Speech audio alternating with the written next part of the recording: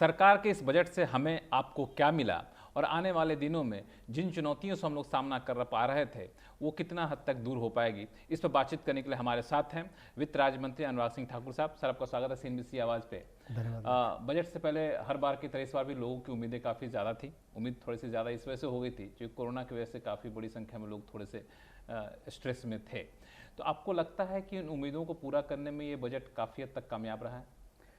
पहली बात तो मैं कहूँ कि जो लोगों के मन में आशंका भी थी और जो मीडिया के बहुत सारे वर्गों ने लिखा कि कोविड टैक्स लग सकता है, अलग तरह के टैक्स आ सकते हैं जिसके कारण सरकार को अपना कर्जा पूरा करना पड़े। सबसे बड़ी बात यह है कि इस बजट के माध्यम से किसी पर कोई नया टैक्स नहीं लगाया गया है, राहत ही दी गई है। और सरकार ने इस महामारी के समय भी अपना दृष्टिकोण बड़ा स्पष्ट रखा है कि हम अर्थव्यवस्था को आगे ले जाना चाहते हैं, आत्मनिर्भर भारत का निर्माण करना चाहते हैं और भारत को आर्थिक तौर पर मजबूत करना चाहते हैं। इसीलिए इंफ्रास्ट्रक्चर पर ज़्यादा खर्च होगा, चाहे वो हेल्थ केयर हो, रोड हो, रेलवे हो, अलग अलग क्षेत्र हो। पीएलआई स्कीम्स हैं जिसके कारण आपकी मैन्युफैक्चरिंग को बढ़ावा मिलेगा। एफडीआई लगातार भारत में ज़्यादा बढ़ ही रही है। तो कुल मिलाकर प्रयास ये किया गया कि सरकार अपनी स्पेंडिंग को बढ़ाए, खर्चा बढ़ाए, जिसका 2-2.5 गुना ज़्यादा मल्टीप्लायर इफेक्ट भी देखने को मिलता है। और पीछे भी अगर पिछला साल अगर आप वित्तीय वर्ष देखें जो अभी चल रहा है 2020-21, इसमें भी जहां पहले हमने जान है तो जहान है, पहले जान बचाने का काम किया और फिर पैसा डालकर जिस तरह से तेजी लाए हैं उसके कारण जीएसटी कलेक्शन भी 1 लाख करोड़ से लगातार ज़्यादा रही। जनवरी में भी 1,20,000 करोड़ रही, पीछे भी 1,15,000 करोड़ रही। आगे भी यही प्रयास है कि सरकार का खर्चा ज़्यादा हो, आधारभूत ढांचा सुदृढ़ हो। 1,18,000 करोड़ चाहे सड़क के लिए हो, 1,10,000 करोड़ पे रेलवे के कैपिटल इन्वेस्टमेंट के लिए, इंफ्रास्ट्रक्चर के लिए हो। इसके अलावा 50,000 करोड़ पे जल जीवन मिशन के लिए हो या 64,180 करोड़ रुपया प्रधानमंत्री आत्मनिर्भर स्वस्थ भारत योजना के लिए हो। हालांकि आपके जवाब से कई सारे सवाल मेरे मन में पैदा होने शुरू हो गए। जरूर। पहला ही आपने जवाब दिया कि लोगों के मन में जो आशंका थी उसको हमने खारिज कर दिया। आपका इशारा था कि कोविड से सबने नहीं लगाया तो बड़ी राहत मिली लोगों को, लेकिन ये आशंका के साथ साथ लोगों की अपेक्षा भी थी। अपेक्षा ये थी कि आपने आत्मनिर्भर भारत पैकेज के दौरान इंडस्ट्री को दिया, किसानों को दिया, एक बड़ा वर्ग था नौकरी पेशा वर्ग, उनको बहुत हद तक कुछ नहीं मिला। इस बार बजट में शायद मिलेगा और सीधा फायदा देने का एक तरीका होता है इनकम टैक्स में राहत। आपने ना तो इनकम टैक्स में कोई राहत दी, ना तो अप्रत्यक्ष तौर पर कोई नौकरी पेशा सैलरीड क्लास के लोगों को राहत दी। क्या कोई देखिए, दो बातें कहूँगा इसमें। जिनकी नौकरी चले गई थी उनको नौकरी पर वापस रखा जाए, सरकार उस पर भी इंसेंटिव दे रही है। ईपीएफओ का जो खर्चा है वो सरकार वहन करने के लिए तैयार है। इसके अलावा अगर किसी की किश्तें नहीं थी तो मॉरेटोरियम पीरियड भी हमने उनको दिया। फिर ब्याज पर ब्याज लगाने की बात थी तो 2 करोड़ तक की हमने राहत भी वो दी। वो चाहे नौकरी पेशा था या बगैर नौकरी वाला था, सबको उसके लाभ भी मिले। अब भी हमने कहा है कि अगर आप अपने कर्मचारी को वापस रखते हैं तो सरकार अगले 2 वर्ष तक आपका ईपीएफओ में पैसा सरकार जमा करवाएगी। ये बड़ी राहत है, काम देने वाले को भी, काम करने वाले को भी। और जब इतना निवेश इंफ्रास्ट्रक्चर पर होगा तो रोजगार बहुत सारे उत्पन्न होंगे। मान लीजिए 7 टेक्सटाइल पार्क आते हैं, 3 बल्क ड्रग फार्मा पार्क आते हैं, 3 मोबाइल डिवाइसेस और डायग्नोस्टिक सेंटर के पार्क आते हैं।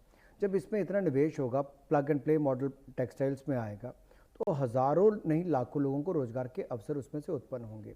जब ग्रामीण क्षेत्र में हेल्थ केयर इंफ्रास्ट्रक्चर इतना तैयार होगा तो उससे भी रोजगार के अवसर ही उत्पन्न होंगे। मैं आपके इस जवाब से आता हूं। आपने कहा कि नेशनल पार्क बनेगा टेक्सटाइल का, उससे रोजगार होगा, मोबाइल हब बनेगा, उससे रोजगार होगा। तो ऐसे किसी भी प्रोजेक्ट को ज़मीन पर उतरने में कम से कम 7 से 8 साल लगते हैं और अभी तत्काल ज़रूरत थी उन लोगों की जो कोरोना की वजह से नौकरी चली गई तो आपने वापस लाने की बात कर दी। कोरोना का खौफ इतना था कि लोग पैसा होने के बावजूद बचा के बैठे हैं, खर्च नहीं करना चाहते हैं, किसी के हाथ में पैसा ज़्यादा चाहिए। तो वो तत्काल जो राहत देने की बात थी, या फिर दूसरी तरीके से कहें बाजार में मांग पैदा करने के लिए तत्काल मांग पैदा करने की जो कदम उठाने की बात थी वो हमने नहीं उठाया। हमने लगातार वो कदम उठाए। गरीब से गरीब व्यक्ति को भी 8 महीने तक 80 करोड़ लोगों को 5 किलो गेहूं, चावल, दाल देने का काम मोदी सरकार ने किया। गरीब महिला को भी 31,000 करोड़ रुपये उनके खाते में डालने का काम मोदी सरकार ने किया। 3 करोड़ वृद्ध, विधवा, दिव्यांग को जो पेंशन मिलती है उसके अलावा 3,000 करोड़ देने का काम मोदी सरकार ने किया। ईपीएफओ में मजदूरों को 6,750 करोड़ रुपये देने का काम मोदी सरकार ने किया। किसानों को 1,10,000 करोड़ रुपया मोदी सरकार ने देने का काम किया। और इसके अलावा भी इस बार भी किसानों को हमने 16.5 लाख करोड़ रुपए का आसानी से ऋण मिल सके उसका प्रावधान किया। और 4 महीने पिछले में 2.5 करोड़ नए किसान क्रेडिट कार्ड हमने बनाकर दिए, जिसमें 2 लाख करोड़ रुपया किसानों को मिला। इसके अलावा खुश नहीं है?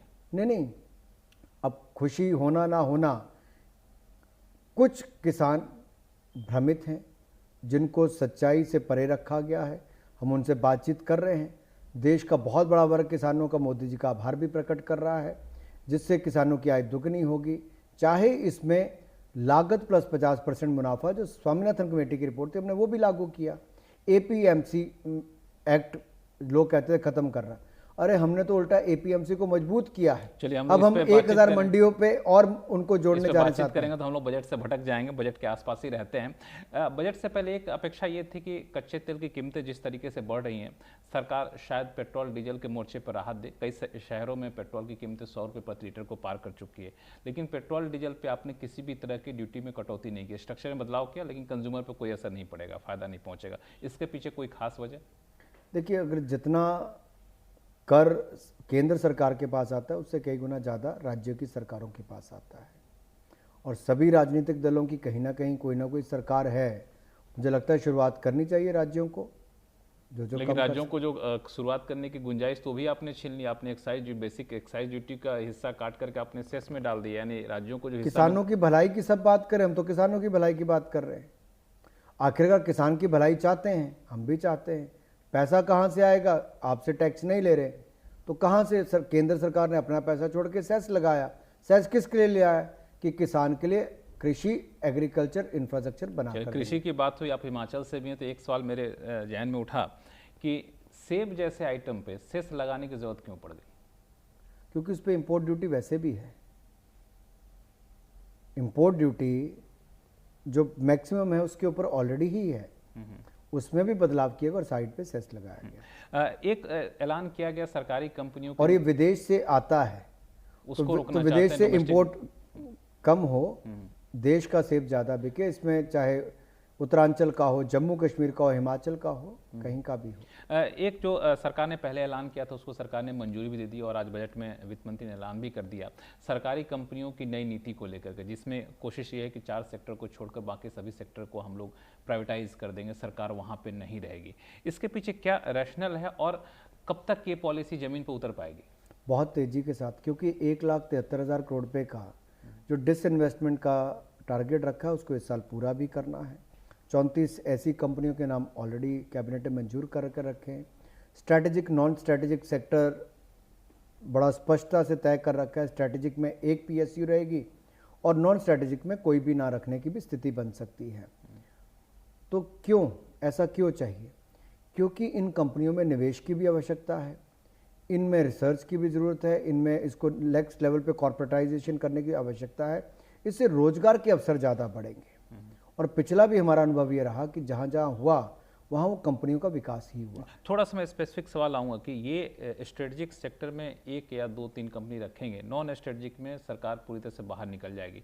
तो जिन जिन नॉन स्ट्रेटेजिक सेक्टर की पहचान की गई है उसमें सरकार पूरी तरह से बाहर निकलने का कोई टाइमलाइन देख रही है? 3 साल, 4 साल, 5 साल? देखिए, इसमें कुछ समय भी लगता है। कई कंपनियों में ज़मीनें नहीं होगी, कईयों में होगी, तो लैंड मोनेटाइज करने के लिए आपको अलग ढंग से भी रखना पड़ता है। किस कंपनी को मार्केट में तेज़ी कितनी, जैसे आज के समय हो सकता है कुछ एरियाज़ में बहुत सारे लोग निवेश करने के लिए राजी हों, क्योंकि ब्राउन फील्ड में कंपनी मिल रही, ग्रीन फील्ड में नहीं जाना पड़ रहा। तो ऐसे बहुत सारे लोग उसमें इच्छा व्यक्त करेंगे। मान लीजिए BPCL है, एयर इंडिया, चलती चलाती कंपनीज है, कॉनकॉर है, बाकी सब है। तो इसमें कैसे, एक तो वो लाभ मिलेगा। दूसरा, जैसे हमने कहा कि पब्लिक सेक्टर बैंक्स हैं, 2 देंगे, एक इंश्योरेंस कंपनी देंगे, तो जिसको बैंक का लाइसेंस मिलेगा, चलता चलाया बैंक मिलेगा, हो सकता है उसका मुनाफा कम हो सकता है ज़्यादा हो। तो जो भी हम बैंक तय करेंगे, जब उसको बेचने जाएंगे एक बार, तो लोगों का निश्चित तौर पर उस पर मन बनेगा। और हम इसमें प्रयास करेंगे कि इसमें जो प्रक्रिया में समय लगता है उसको जितना कम हो सके उतना कम करने का प्रयास करेंगे। सेकंड लास्ट क्वेश्चन मेरा आपसे ये रहेगा कि कोरोना को लेके लोग ये मान के चल रहे थे कि कुछ राज्यों ने मुफ्त कोरोना देने का ऐलान भी कर दिया है, कुछ राज्यों ने केंद्र सरकार से मांग भी की है। तो क्या पूरे देश भर में कोरोना वैक्सीन मुफ्त देने की कोई योजना है? बजट की तैयारी के दौरान इस पर कोई चर्चा हुई? आने वाले दिनों में संभावना है इसकी? मोदी सरकार ने तब सबकी मदद की जब कोरोना महामारी ने देश को गिरफ्त में लिया था और दुनिया को गिरफ्त में लिया था। चाहे मैंने पहले गिनाया अनाज की बात हो, पैसा देने की बात हो, दवाई देने की बात हो, रोजगार को सुरक्षित रखने की बात हो, आगे भी जो कोविड वैक्सीन देने के लिए हमने 35,000 करोड़ का प्रावधान किया ताकि देश भर के लोगों को कोरोना वैक्सीन मिल सके। दूसरा, दोनों कोरोना वैक्सीन भारत की अपनी यहीं पे मैन्युफैक्चर की, लोगों को मुफ्त में मिलेगी। ये मैं दूसरी बात आपका कर रहा हूँ, और ये वैक्सीन हमने दुनिया के 100 से ज़्यादा देशों को देने का काम किया। तो जो मोदी जी बात करते थे वासुदेव कुटुंबकम, उसमें हमने पूर्ण तरह से विश्वास रखा है। कोविड वॉरियर्स को अब तक वैक्सीन मिल रही है, अभी तक तो किससे पैसा नहीं लिया, आगे भी पैसे का प्रावधान किया है और पैसे की जरूरत पड़ेगी तो और भी करेंगे। क्या आप आश्वासन दें कि कोविड वॉरियर के बाद जो अगले चरण में वैक्सीनेशन होगा वहां भी पैसा नहीं लेंगे? सरकार कदम समय समय पर कदम उठाती है। मान लीजिए आपकी आमदन ज़्यादा है, आप कहेंगे मुझे है नहीं जिसकी भी ज़्यादा होगी, ये कोई इतना वैक्सीन हिंदुस्तान में बहुत महंगी नहीं है, लेकिन मान लीजिए किसी की आमदन ज़्यादा भी है, वो कहता है मुझे वैक्सीन पहले दे दो, मैं पैसा देने के लिए तैयार हूँ, तो उसके लिए क्या करना चाहिए? तो ऐसे बहुत सारे सवाल सामने आते हैं कि कब किसको कैसे कैसे वैक्सीन दी जाएगी, समय समय पर इस पर निर्णय किया जाएगा, लेकिन इतना जरूर है देश के हर व्यक्ति को वैक्सीन मिलेगी। एक आखिरी सवाल, इंफ्रास्ट्रक्चर पर इस बजट में बहुत ज़्यादा फोकस किया गया है, लेकिन इंफ्रास्ट्रक्चर के लिए नेशनल इंफ्रास्ट्रक्चर पाइपलाइन का भी सरकार ने ऐलान किया, इसके लिए बहुत बड़ी रकम की ज़रूरत है। ये पैसा लाने का कोई इंतजाम आप करने जा रहे हैं? निश्चित तौर पर, जैसे मैंने कहा कि जल जीवन मिशन पे 50,000 करोड़ रुपया खर्च करेंगे, आपके प्रधानमंत्री आत्मनिर्भर स्वस्थ भारत योजना पर 64,180 करोड़ खर्च करेंगे, सड़कों पर 1,18,000 करोड़ रुपया, रेलवे पर 1,10,000 करोड़ रुपया। इस तरह से अलग अलग सेक्टर्स गिने, 20,000 नई बसेस हो गई, फिर स्क्रैपेज पॉलिसी ला रहे हैं जिससे ऑटोमोबाइल सेक्टर को लाभ मिले।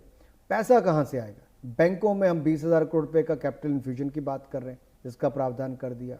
5 लाख करोड़ हम पहले भी कर चुके हैं। DFI हम बनाने जा रहे हैं, जिसके लिए हमने 20,000 करोड़ का प्रावधान अलग से किया ताकि मार्केट बोरिंग भी करे और 5 लाख करोड़ रुपए तक का वो ऋण देने का उसका ताकत भी बन सके। बैंक की बात आपने की, तो बैंक से जुड़ा हुआ एक आप महत्वपूर्ण ऐलान किए कि बैड बैंक की संस्था पे ARC AMC बनेगा।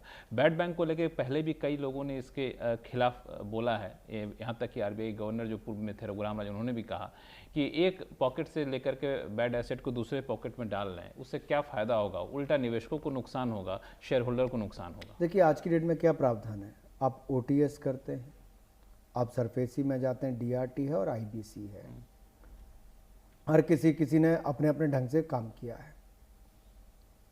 अगर ये एक बैंकों की बैलेंस शीट को साफ करने की एक सुविधा हो सकती है और बैंकों को ही इकट्ठे मिलकर इसको ARC बनाना है, आगे काम करना है, और इसकी पूरी रूपरेखा जब हम बिल लाएंगे देश के सामने रखेंगे, कैसे इससे बैंकों को लाभ मिलेगा, बैंकों की ग्रोथ होगी, आम आदमी को ज़्यादा लोन मिल पाएंगे और बैंक भी अपनी क्षमता को जान पाएगा। चलिए, बहुत बहुत शुक्रिया CNBC आवाज़ से बात करने के लिए। और ये थे वित्त राज्य मंत्री अनुराग सिंह ठाकुर, जिनका मानना है कि इस बजट से आम लोगों को ही फायदा होगा, इंडस्ट्री के हर सेक्टर में जहां जो जरूरत थी उसको पूरा करने की कोशिश की गई। नमस्कार।